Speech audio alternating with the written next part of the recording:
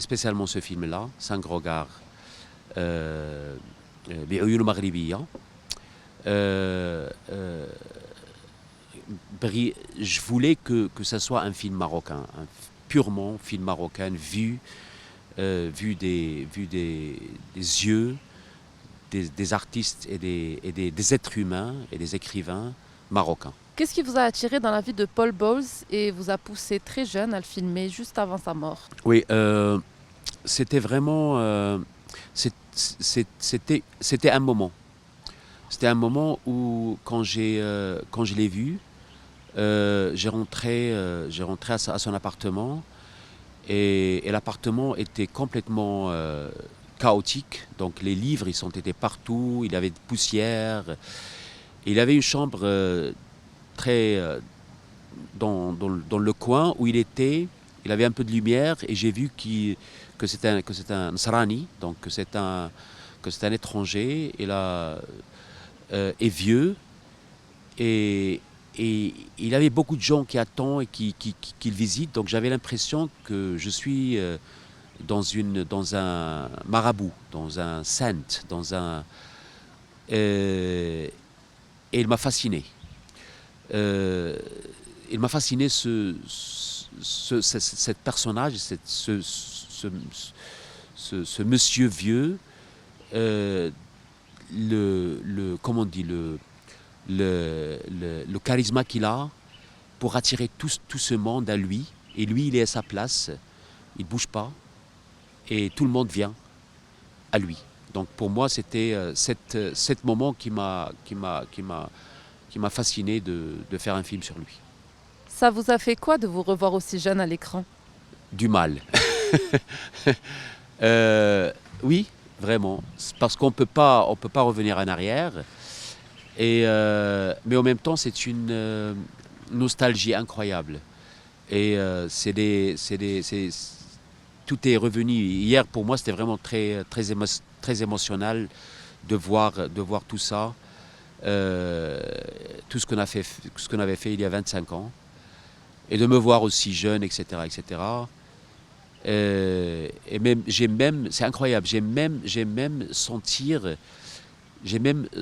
j'avais des sons.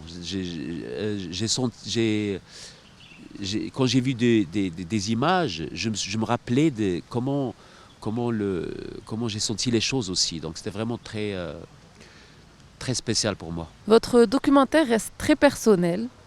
Jusqu'où un réalisateur peut-il, selon vous, mettre de lui-même dans un film? Euh, C'était très difficile pour moi, vraiment. C'était très difficile de. Mais c'est vrai, quand j'ai filmé, premièrement, j'avais pas vraiment un concept de documentaire, etc. Moi, ce que j'ai fait, c'est que. Et j'avais pas aussi l'expérience d'un réalisateur. Donc j'étais jeune étudiant. C'est vrai que j'ai commencé à étudier le cinéma. Donc j'avais un peu de savoir faire au niveau technique, etc. Mais j'avais pas vraiment une conception de documentaire. Mais j'ai senti une obligation de filmer Paul Bowles parce qu'il était tellement vieux, j'avais peur qu'il va y aller. Et j'avais cette obligation, j'étais vraiment obligé de venir et de le filmer. Donc j'ai fait ça. Et après, je me suis dit, ok, et quand il est décédé, j'ai pensé, j'ai dit, il faut que je retourne pour tourner les Marocains, parce que les Marocains, eux-mêmes aussi, ils sont vieux, ils vont aller aussi. Donc il faut vraiment les filmer et documenter leur témoignage et leur expérience avec ce mec qui a vraiment changé, si tu veux, le paysage littéraire du Maroc, etc. Donc c'était vraiment très important de faire ça sans avoir vraiment un documentaire dans ma tête. Et c'était moi là-bas, partout, parce que c'était moi qui a interviewé tout le monde, etc. etc. Donc euh, c'est que après 25 ans que quand j'ai vu le footage, le matériel, je me suis rendu compte que j'ai pas assez de matériel pour vraiment faire un documentaire. Donc j'ai décidé, bien sûr avec des consultations, avec des amis, avec des vrais réalisateurs, que j'ai rendu compte qu'il faut que je m'intègre plus pour que je puisse avoir un genre de conduite, ou là, un genre de storyline dans le film pour que je puisse raconter l'histoire de ces Marocains à travers moi.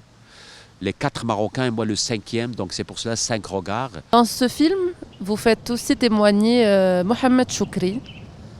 Comment avez-vous vécu à 19 ans seulement cette relation particulière entre Choukri et Bowles? Je la trouve excellente, vraiment.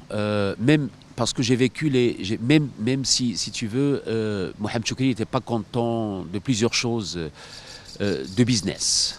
Parce que Paul Bowles, il a traduit Le pain nu. Et tout ce qui est, si tu veux, les royalties, mais le royalties de livres anglais, For Bread Alone. Ça veut dire que pas le livre arabe ou français. Et cet argent, Mohamed Choukri n'a pas profité beaucoup de ça. Il était vraiment, si tu veux, il n'était pas content. Par contre, il a beaucoup aimé l'artiste de Paul Bowles. Il a beaucoup aimé l'écrivain Paul Bowles et l'être humain Paul Bowles parce qu'il a aidé les artistes marocains. Donc, cet témoignage, il est vraiment très important pour moi et aussi très correct et très honnête de Choukri parce qu'il peut te dire exactement ce qu'il sent. Il est honnête, il n'a pas peur de décorer ce qu'il va dire. De l'autre côté de Paul Bowles, je lui ai demandé qu'est-ce que tu penses sur Choukri. Et il m'a dit, bon, il boit beaucoup, mais c'est un bon écrivain. Le film parle de Bowles, mais il montre aussi la magie de Tanger, au point qu'il devient difficile de séparer l'histoire de la ville à celle des personnages. Pensez-vous que les villes meurent quand disparaissent ceux qui portent leur mémoire? Tanger, il était aussi le caractère de film, vraiment, parce que et Tanger, c'est la mère de tous ces écrivains, c'est la mère de la Beat Generation. Tanger, c'était vraiment le point de Interzone qui a donné cette énergie et aussi l'espace pour que ces artistes peuvent être. Donc je ne pense pas que la ville meurt. Il reste. Tant d'années après sa mort, qu'est-ce qui reste de lui en vous? Ce qui reste, premièrement, ce film-là, 5 regards, mais ce qui reste, c'est vraiment tout Paul Bowles, quoi. Ses livres, moi, ce qu'il me disait, il est toujours là dans ma tête. Lui-même, comment il est, etc. Il est toujours là. Et pas seulement lui, c'est Mohamed Choukri est toujours là. Donc tous ces gens, ils sont toujours là. Ils restent vraiment. Ils restent parce que c'est des gens qui ont marqué quelque chose à moi dans ma vie aussi personnelle et tout. Donc ils sont là. Ils vont jamais disparaître.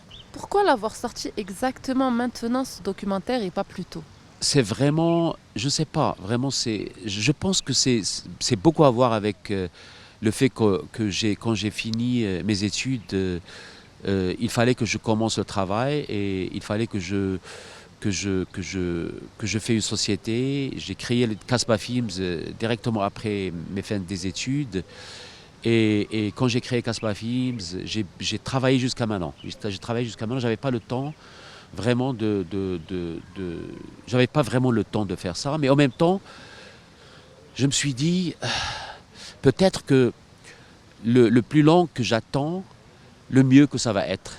Et je pense que c'est ce qui est arrivé, je pense. Parce que quand tu deviens loin d'une chose que tu as fait, tu es plus... you are more wiser, tu es plus dégagé, tu as un autre truc, tu as pensé plus, etc. Et je pense que ça fait du bien que j'ai laissé attendre tout ce temps. Et pour finir, votre nom est lié à de grands films et noms internationaux. Estimez-vous Karim Deber être un représentant du cinéma marocain à l'échelle internationale? Ah oui, bien sûr. Je suis fier de ça et j'aime beaucoup faire ça. Et je suis aussi fier d'être dans un pays comme le Maroc qui nous donne cette opportunité et cette chance de travailler à l'international et d'avoir la sécurité et d'avoir les possibilités de tourner des grands films qui viennent de l'Amérique et de l'étranger en général. De rien.